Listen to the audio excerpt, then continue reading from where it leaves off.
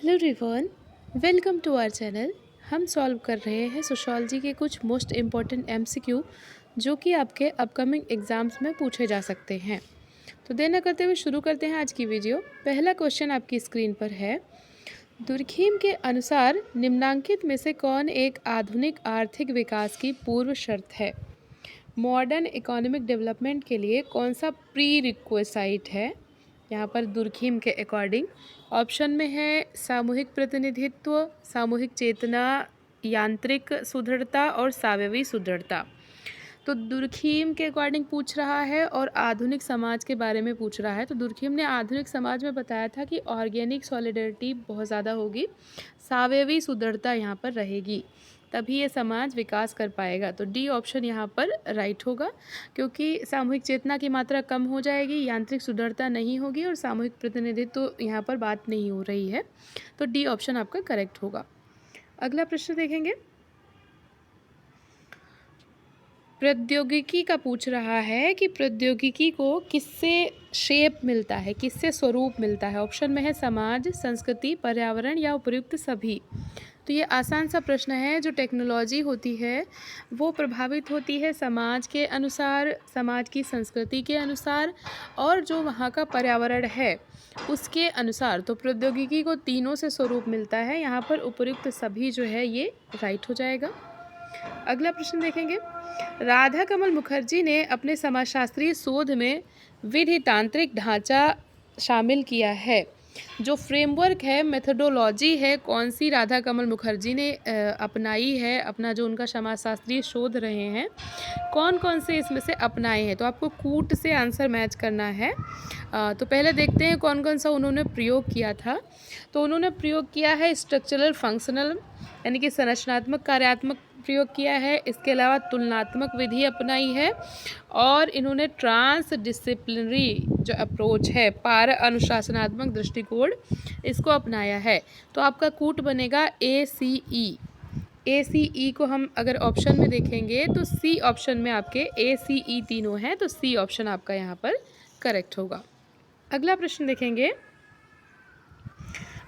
एक तरफ सोशोलॉजिस्ट हैं, एक तरफ उनका शोध कार्य दिया है और आपको सुमेलित करना है, कूट से फिर मैच करना है। तो मीड की कृति को जब हम मिलाएंगे तो मीड की कृति है माइंड, सेल्फ एंड सोसाइटी। तो यहाँ पर आपका थर्ड ऑप्शन से मैच हो जाएगा, 3 आ जाएगा। माइंड, सेल्फ एंड सोसाइटी 3 आ गया। उसके बाद कार्ल मैनहिम की है आइडियोलॉजी एंड यूटोपिया, 1 आ गया, 3 1 हो गया। सूर्य की है फिनोमेनोलॉजी ऑफ सोशल वर्ल्ड, तो 4 हो जाएगा आपका। और उसके बाद गॉफमैन की है presentation of self in everyday life, तो यहाँ पर सेकेंड ऑप्शन से मैच होगा। तो आपका कूट बन रहा है 3 1 4 2, 3 1 4 2। तो देखेंगे 3 1 4 2 किस में आपका कूट में आता है? 3 1 4 2 third option, again C option जो है यहाँ पर राइट होगा। अगला प्रश्न है अभिकथन और कारण का। दो अभिकथन दिए हैं, आपको बताना है कि दोनों सही हैं या फिर दोनों गलत हैं। तो जेंडर को बता रहा है कि बायोलॉजिकल रचना है और सेक्स को बताया गया है सोशोलॉजिकल कंस्ट्रक्शन है। देखिए दोनों चीज़ें विपरीत बता दी गई। जो जेंडर आपका होता है ये सोशोलॉजिकल यानी कि जैविकीय और सामाजिक घटना कंस्ट्रक्शन होता है, इसका निर्माण होता है। और जो सेक्स, जो लिंग जो बोला जाता है, ये जैविकीय रचना मानी जाती है। तो यहाँ पर दोनों को उल्टा विपरीत बता दिया गया है, इसलिए दोनों ही गलत होंगे। बी ऑप्शन आपका जो है इनकरेक्ट है यहाँ पर। अगला प्रश्न देखेंगे। डेरेनडॉर्फ किस सैद्धांतिक संप्रदाय के समर्थक हैं? डेरेनडॉर्फ का पूछा गया है, उनका जो थ्योरेटिकल स्कूल है, किस थ्योरेटिकल स्कूल से वो बिलोंग करते हैं? सॉरी, संरचनात्मक है, प्रकारात्मक है, अंतःक्रियात्मक है और संघर्षात्मक है। तो जो रॉल्फ डेरेनडॉर्फ हैं ये बिलोंग करते हैं संघर्षात्मक संप्रदाय से। तो डी ऑप्शन, कॉन्फ्लिक्ट स्कूल से ये बिलोंग करते हैं। डी ऑप्शन आपका यहाँ पर राइट होगा। अगला प्रश्न है all India suppression of immoral traffic in women and girl act कब पारित हुआ था? तो ये जो एक्ट है ये आपका आया था 1956 में। बी ऑप्शन आपका जो है यहाँ पर ये करेक्ट होगा, 1956 बी ऑप्शन। अगला प्रश्न है, सामाजिक सर्वेक्षण किस प्रकार के अध्ययनों में सहायक है? In which type of study social survey is helpful? तो सोशल सर्वे की बात हो रही है। ऑप्शन में है डिस्क्रिप्टिव, एक्सप्लोरेटरी है, कॉज इफेक्ट रिलेटेड स्टडी है, और डी ऑप्शन है उपरोक्त सभी। तो यहाँ पर ये सभी में सामाजिक सर्वेक्षण का प्रयोग किया जाता है, तो इसलिए उपरोक्त सभी, डी ऑप्शन जो है ये आपका करेक्ट माना जाएगा। अगला प्रश्न देखेंगे, निम्नांकित में से किसने ये निष्कर्ष दिया कि पूर्व साक्षर लोगों में सभी जगह निजी संपत्ति अस्तित्व में रही है? यानी कि जो प्री लिटरेट पीपल हैं वहाँ पर प्राइवेट प्रॉपर्टी हमेशा रही है। किसने ये बताया है? ऑप्शन में आपके हॉब हाउस हैं, जिन्सबर्ग हैं, व्हीलर हैं, और डी ऑप्शन है ऑल ऑफ द एबव। तो इन सभी लोगों ने बात की है प्राइवेट प्रॉपर्टी की, कि पूर्व साक्षर जो लोग रहे हैं, प्री लिटरेट पीपल रहे हैं, उनमें प्राइवेट प्रॉपर्टी एग्जिस्ट करती थी सभी जगह पे। डी ऑप्शन आपका राइट होगा। अगला प्रश्न, अंडमान आइलैंडर का अध्ययन किसने किया है? ऑप्शन में मेलिनोस्की हैं, आई एम सॉरी, हाँ, ब्राउन है आपके, और कॉम्टे हैं, उसके बाद स्पेंसर है। तो अंडमान आइसलैंडर का जो अध्ययन है ये रेडक्लिफ ब्राउन ने किया है। बी ऑप्शन आपका यहाँ पर करेक्ट है। अगला प्रश्न है, कौन सा कथन यहाँ पर असत्य है, ये पूछा जा रहा है। ऑप्शन में है, देखिए, आज विकास मात्र आर्थिक प्रघटना नहीं है। ये सही बात है, सिर्फ आर्थिक विकास करने को हम विकास नहीं कहेंगे, उसमें बहुत सारे पक्ष आ जाते हैं। तो विकास बहुआयामी प्रक्रिया है, ये भी ठीक है। और विकास का तात्पर्य एम्पावरमेंट से लिया जा रहा है, ठीक है। फोर्थ ऑप्शन है, जेंडर मुद्दे एवं जेंडर विश्लेषण को आज विकास नीति और योजना में प्रासंगिक एवं वरीयता प्राप्त है। तो इन पे नीतियाँ बनाई तो जा रही हैं, लेकिन इन पे वरीयता इनको नहीं दी जा रही। मतलब ऐसा नहीं कि सिर्फ इनको प्रमुखता से इनको ध्यान में रखते हुए नीतियाँ बनाई जाएं, तो ऐसा नहीं है। तो डी ऑप्शन जो है आपका असत्य हो जाएगा। अगला प्रश्न है, निम्नांकित में से कौन एक संचार का सर्वाधिक बड़ा साधन बन रहा है और तेजी से प्रसिद्धि प्राप्त कर रहा है? तो कम्युनिकेशन का सबसे बड़ा साधन पूछा जा रहा है। ऑप्शन में प्रिंट मीडिया है, सोशल है, परंपरागत टीवी मीडिया है, या उपरोक्त में से कोई नहीं।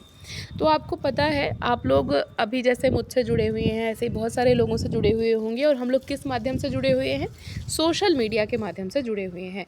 तो कम्युनिकेशन का एक सबसे बड़ा जो साधन हो गया है वो हो गया है सोशल मीडिया, कि टेलीग्राम है आपका, व्हाट्सएप है आपका, फेसबुक है, और जितने भी सोशल मीडिया के प्लेटफॉर्म हैं। तो यहाँ पर बी ऑप्शन आपका जो है करेक्ट हो जाएगा। अगला प्रश्न है, निम्नांकित में से किसने मस्तिष्क की संरचना एवं समाज की संरचना के बीच संबंध देखा है? तो मस्तिष्क की संरचना और समाज की संरचना पूछा है। ऑप्शन में लेवी स्ट्रॉस हैं, बॉटोमोर है, पार्सन्स है, और नाडेल हैं। तो ये बात आपके करते हैं सी लेवी स्ट्रॉस, की जो संरचना है वो वास्तविकता में कुछ नहीं है, बल्कि ये कहाँ बनती है? मस्तिष्क में बनती है। मानव मस्तिष्क के प्रारूपों की बात ये करते हैं, और उन प्रारूपों को ही ये मानते हैं कि संरचना है समाज की। तो ए ऑप्शन आपका यहाँ पर करेक्ट हो जाएगा।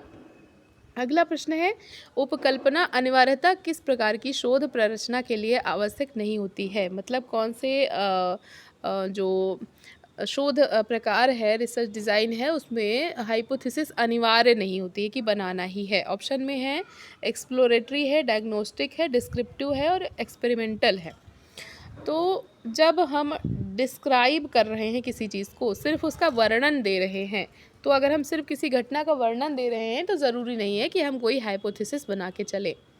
तो यहाँ पर सी ऑप्शन जो है ये राइट हो जाएगा आपका। बाकी सभी में थोड़ा थोड़ा तो अनिवार्य होगी ही। अगला प्रश्न है, आर के मर्टन ने निराशाजनक स्थिति को किस प्रकार परिभाषित किया है? यहाँ पर निराशाजनक स्थिति को इंग्लिश में देखिएगा, एनोमी पूछ रहा है।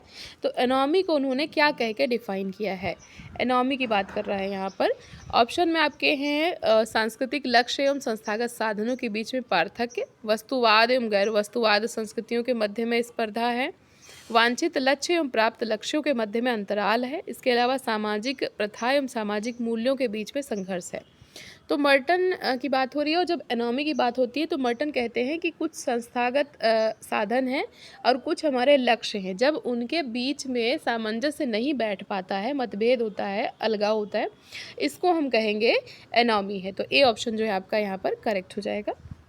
अगला प्रश्न है, निम्न में से आदर्श प्रकार की नौकरशाही की विशेषताएं कौन सी हैं? वेबर से प्रश्न पूछा गया है, जो ब्यूरोक्रेसी का आइडियल टाइप उन्होंने दिया है, तो कौन कौन सा उन्होंने बताया है। तो इन्होंने देखो हायरार्की की बात की है, तो ए ऑप्शन आपका राइट है। और रिटन रूल की बात की है, तो बी ऑप्शन भी राइट हो गया। और सैलरी ऑफिशियल पार्ट टाइम, यानी वैतनिक अधिकारी और अंशकालिक भी होते हैं कुछ समय के लिए, जितने समय के लिए वो उनकी नियुक्ति हो।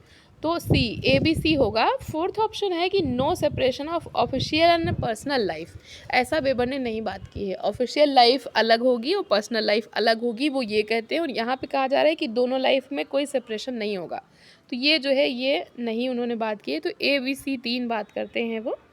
ए बी सी आपका किस ऑप्शन में है? ए बी सी पहला ऑप्शन आपका राइट है।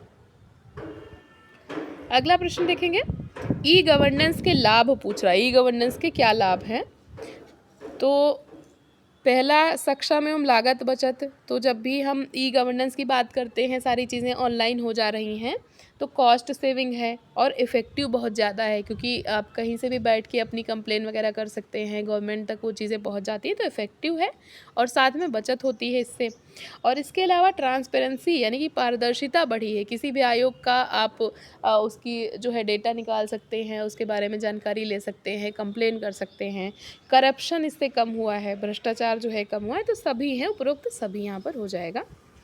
अगला प्रश्न है, निम्नलिखित में से कौन सी गैस ग्लोबल वार्मिंग में योगदान नहीं देती है? मीथेन है, कार्बन डाइऑक्साइड है, सल्फर है और एसिटिलीन है। तो ऊपर की तीनों जो हैं, यानी कि मीथेन, कार्बन डाइऑक्साइड और सल्फर, ये करती हैं ग्लोबल वार्मिंग में, लेकिन एसिटिलीन जो गैस है ग्लोबल वार्मिंग में योगदान नहीं देती है।